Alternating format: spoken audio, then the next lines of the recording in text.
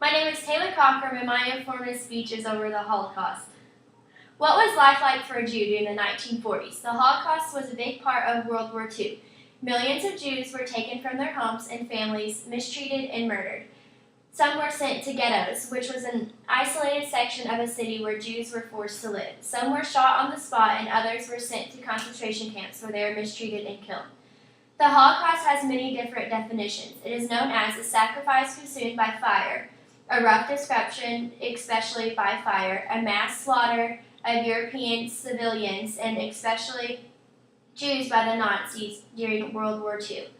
The first two definitions explain the meaning. The third is a proper noun in the English language and is the most common. The Holocaust is generally known as the slaughter of not only 6 million Jews, but also 5 million others, including handicaps, gypsies, homosexuals, Jehovah's Witnesses, Catholics, and Soviet prisoners of war. All these people were prosecuted by the Nazis because of their physical effects and religious or political beliefs. The war began on September 1st, 1939, when Germany invaded Poland. At the beginning of the war, Hitler authorized an order to kill institutional handicapped patients that were incurable.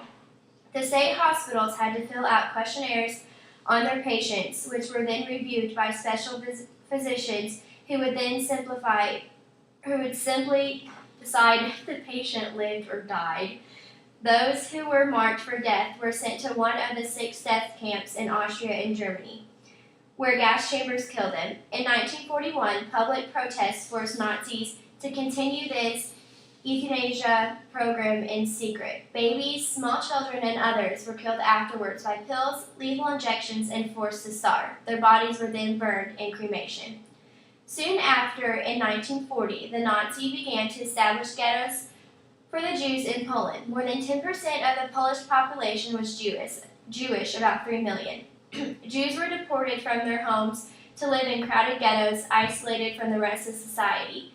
The conditions the Nazis created were horrible and unhealthy, cramped, dirty, and with little food. Tens of thousands died from starvation, overcrowding, exposure, and disease. The ghettos served as excellent forced labor.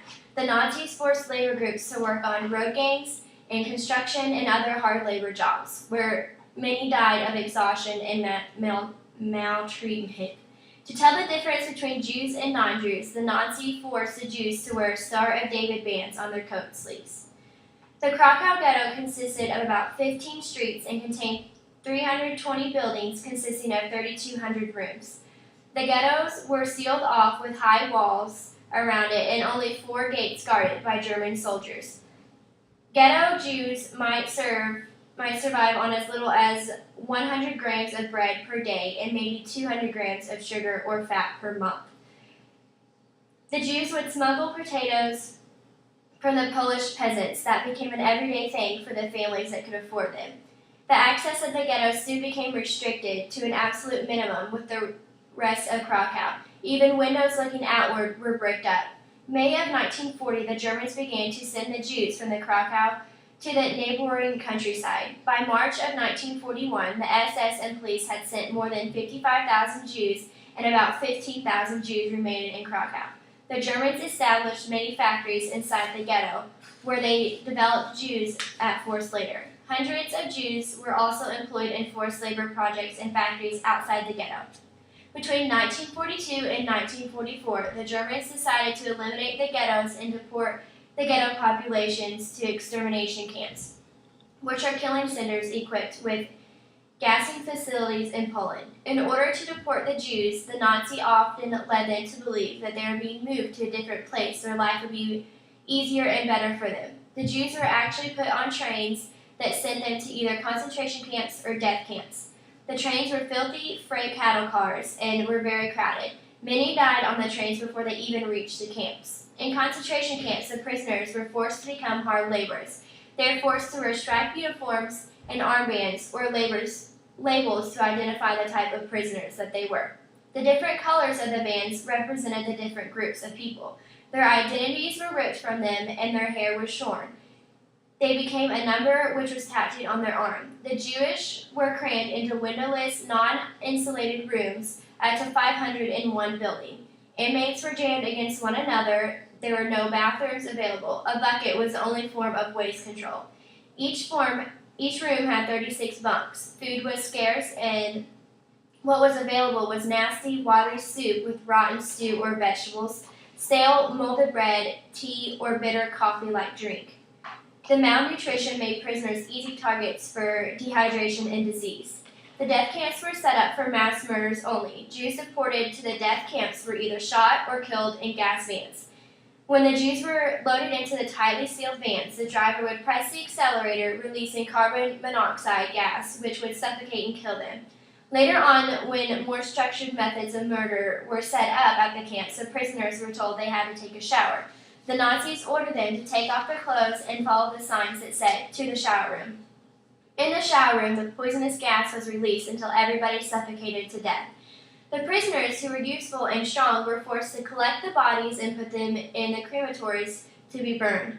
In order to keep the Jews calm, the Nazis told them that they were to be bathed and reunited with their families. A majority of the Jews were exhausted after their long day and were dreaming of something to drink and a shower. This explains why they were so calm as they marched to the gas chambers in a line.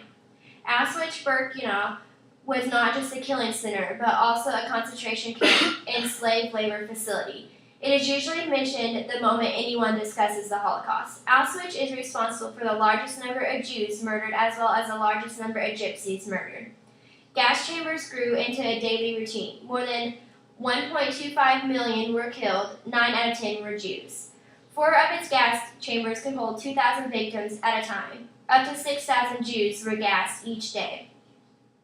There were electrically charged barbed wire fencing and gun towers, which made escape impossible. Just under 3 months, 437,402 Jews were deported to Auschwitz by 48 trains.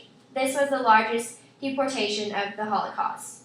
The Jews who were imprisoned in concentration and labor camps were forced to work in German munitions, other factories, and wherever else the Nazi needed laborers. They were worked from dawn until dark without adequate food or shelter. Thousands were literally worked to death.